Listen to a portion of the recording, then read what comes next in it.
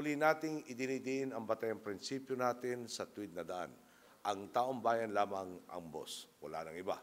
Kaya naman, lubos na isinasaalang-alang ang kapakanan nila sa bawat programa o patakaran na hinahabil ng pamahalaan.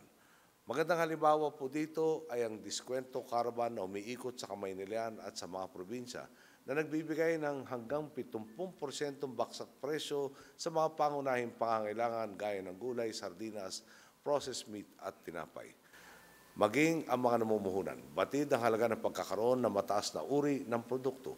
Kaya naman patuloy din ang pagdami ng mga lokal at banyagang kumpanya na handang iangat ang kalidad ng kanilang ibinebenta.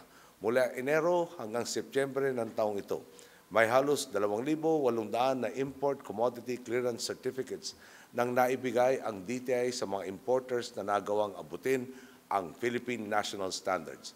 Patunay ito sa kahandaan at dedikasyon ng mga negosyanteng Pilipino na makipagsabayan sa mundo sa pataasan ng kalidad ng produkto at pahusayan ng serbisyo.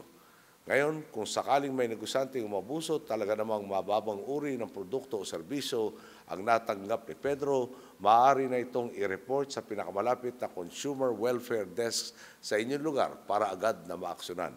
May mahigit 3,000 Consumer Welfare Desks po ngayon na nakaposte sa mga palengke, mall, grocery at supermarket.